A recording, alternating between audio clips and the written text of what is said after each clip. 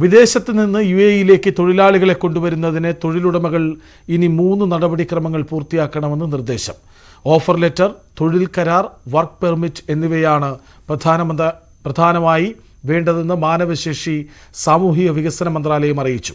വ്യാജ വിസ തട്ടിപ്പിൽ നിന്ന് ജനങ്ങളെ രക്ഷപ്പെടുത്തുവാനാണ് ഈ നിയമം കർശനമാക്കുന്നതെന്നും മന്ത്രാലയം കൂട്ടിച്ചേർത്തു. ആദ്യം വിദേശ റിക്രൂട്ട്മെന്റിന് മുമ്പ് സ്ഥാപനങ്ങൾ വിസ ക്വാട്ട ലഭിക്കുന്നതിനായി തൊഴിൽ മന്ത്രാലയത്തിൽ അപേക്ഷ നൽകണം. ക്വാട്ട പാസ്സായാൽ കൊണ്ടുവരാൻ ഉദ്ദേശിക്കുന്ന ആൾക്ക് ഓഫർ ലെറ്റർ തയ്യാറാക്കി നൽകും. ഇതാണ് രണ്ടാമത്തെ ഘട്ടം. പാസ്പോർട്ടിലേതുപോലെ വ്യക്തിഗത വിവരങ്ങൾ, ഫോട്ടോ എന്നിവയും തസ്തിക, ശമ്പളം, മറ്റ് ആനുകൂല്യങ്ങൾ എന്നിവയും രേഖപ്പെടുത്തിയ ഓഫർ ലെറ്റർ ഉദ്യോഗാർത്ഥിക്ക് നൽകണം. ഒപ്പിട്ട് തിരിച്ചയച്ചാൽ മാത്രമേ മന്ത്രാലയത്തിൽ സമർപ്പിച്ച് അംഗീകാരം നേടാനാകൂ.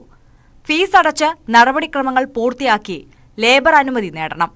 തുടർന്ന് അനുമതിയുമായി എമിഗ്രേഷനിലെത്തി അപേക്ഷ നൽകിയാൽ തൊഴിലാളിക്ക് UAE-യിലേക്ക് പ്രവേശിക്കാൻ 2 മാസത്തെ കാലാവധിയുള്ള എൻട്രി പെർമിറ്റ് ലഭിക്കും.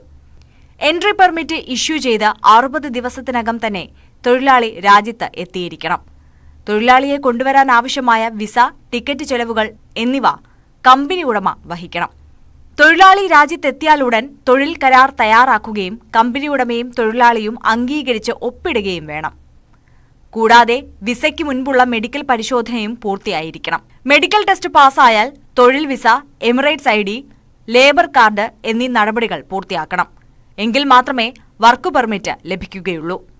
ഇതോടെ ഔദ്യോഗികമായി രാജ്യത്ത് ജോലി ചെയ്യാനുള്ള നടപടിക്രമങ്ങൾ പൂർത്തിയാകും. തൊഴിൽ വിസയിൽ രാജ്യത്തെത്തുന്നവർക്ക് ഉടൻ ജോലിയിൽ പ്രവേശിക്കുന്നതിന് തടസ്സമില്ല. അതേസമയം 2 മാസത്തിനകം നടപടിക്രമങ്ങൾ പൂർത്തിയാക്കിയാൽ മതിയെന്ന ആനുകൂല്യവുമുണ്ട്.